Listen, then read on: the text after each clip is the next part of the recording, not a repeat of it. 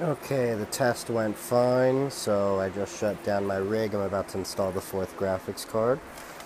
Key important part, besides the graphics card, is our actual riser cable. Now, let me get this out. I forgot my knife.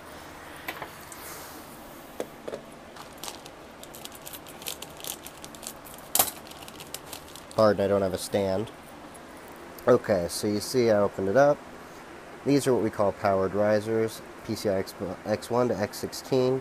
Electrically they're X16, physically they're, electrically they're X1, electrically they're X16. They take power extra, because when you're running 2 or more cards and they're not directly on the board unless they're designed for it, such as this one obviously can take 3, you may end up frying your board unless you juice it with some extra power. So it's very simple what we do here. Now on this one I have a dual power supply system. Each of these power supplies is capable of 1,350 watts. So I have to jump it.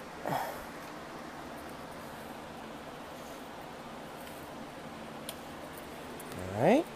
And then I have a special connector here, as you see, and what that does is it allows me to connect both the power supplies together. It actually doesn't transfer any power. All those 2 pins are is to turn on the machine. So let me go ahead and connect that together. Apologies for my poor camera work. I don't have a tripod. I'm on an iPhone. Yeah, which I just dropped on the floor. Okay. Headphone back in. Yeah, you might have heard the fans a little bit. It's quite loud in here. Let me go get some extra power cables.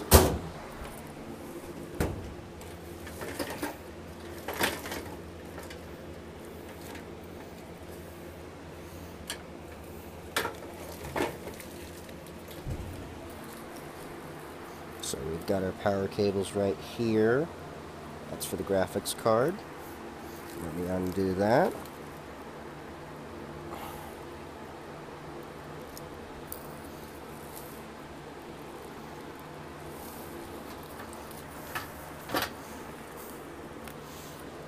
Now this power supply comes with a nice little connector. It's both 8 pins on both ends, but it's got one connection all the way through.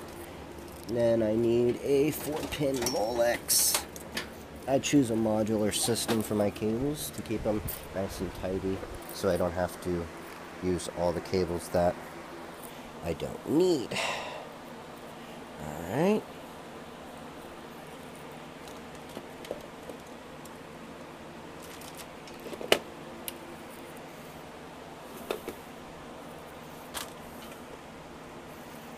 Got caught on the headphone for a sec. Now, normally this power supply would do 1,350 watts max, so, phone's caught. So with 2 of them, we're able to produce up to 2,700 watts constantly. So, as we see, we have that. I do not need this CD drive. I do not know why that was plugged in.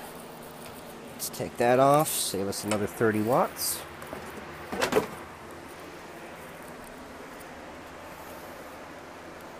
There's another connector here, because I had another hard drive here. It's not connected to anything, so I do not need that connected. So let's tidy up a few cables here. I was originally testing it out to see if I could get Ubuntu to boot off of it from the hard drive, but I found I had better luck by booting the computer off a flash drive. That's right, the whole computer is operated by a flash drive. So, we got that. You see, this is a high-speed PC Tech Bench, the BTC edition. So, not really a fan of it, but it was good enough. They're built right here in America, in Canton, Ohio, so I couldn't pass out helping another American company. ASUS R9 280X graphics cards. Pretty nice gaming power, but we're not gaming. Alright.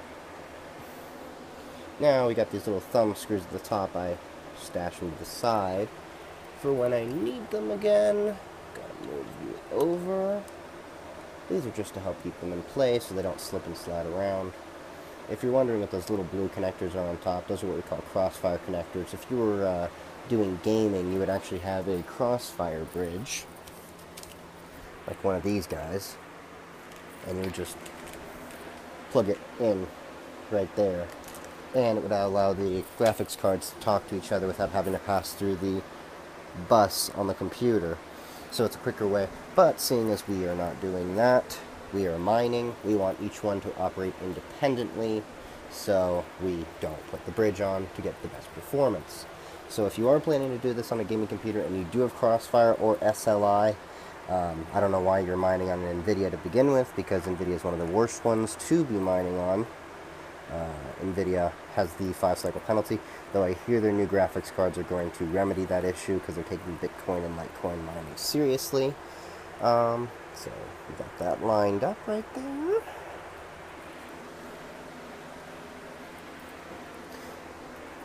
Alright.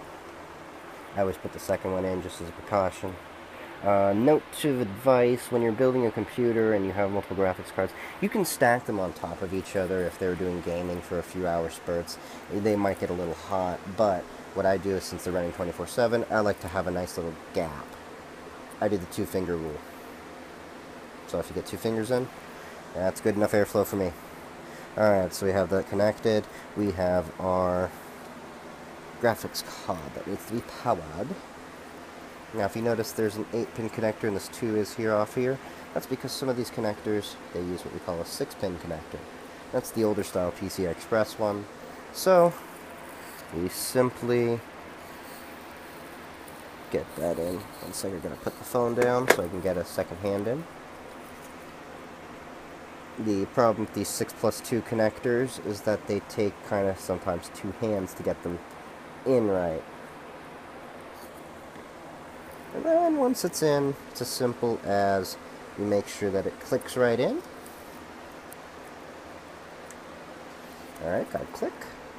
And then you'd usually run a second cable, but since this one actually has some nice rails on there, 2 of these connectors in each of the power supplies is what we call a dual connector on a single rail. So the 6 pins in. Give it a nice little wiggle, make sure it's tight. Alright, that part's done. Now, on the MSI motherboards, don't want you to see my password. On the MSI motherboards, you'll notice that there's a little issue that they need to get what we call a presence short on the PCI Express X16 slot number 2. Or in computer speak, PCI Express X16 1. This would be 0, this is 2, and this is 3. In the PCI Express allocation, this would be 1, 2, 0, 1, 2, 3, 4, 5, 6. So, what we do is we figure out how it's going. So the first 3 are perfectly fine. We only have 4 graphics cards in, so I'm going to take that PCI Express connector right over here. Make sure it's in the right direction. It's also got these little lock connectors at the end, so what you do is you just slide it back, like so. And then you just fit it ever so slightly.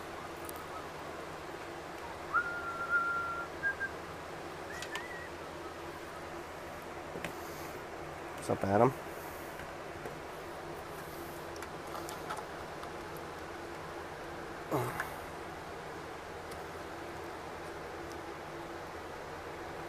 Tighten it up right there.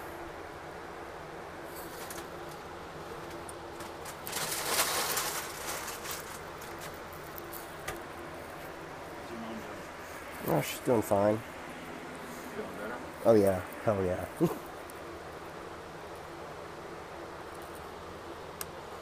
we go. Clicks right in.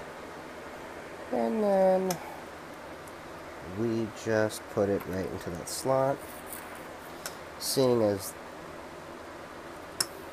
this slot will be disabled when you have the rest of them in, this one gets disabled by default when you put one in this here. So this one you would have to short out to get it to do what we call the presence detection.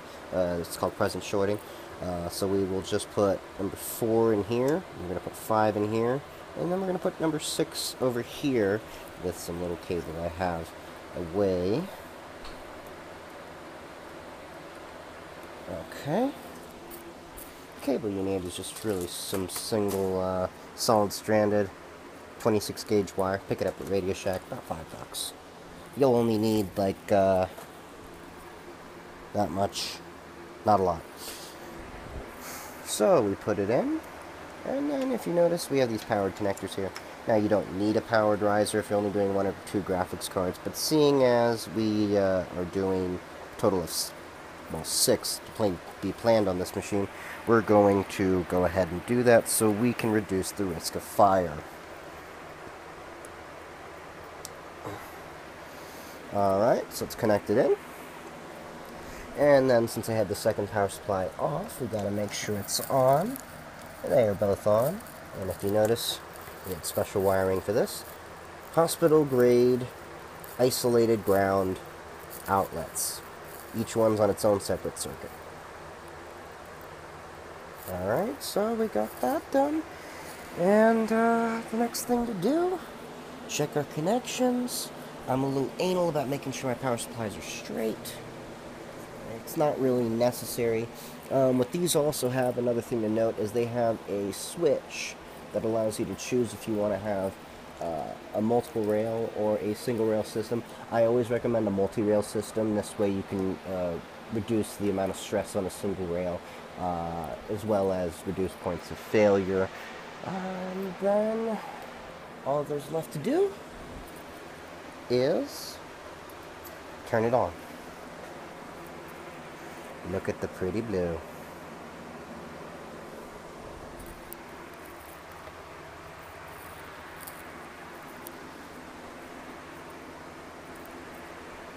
Alright, that's it.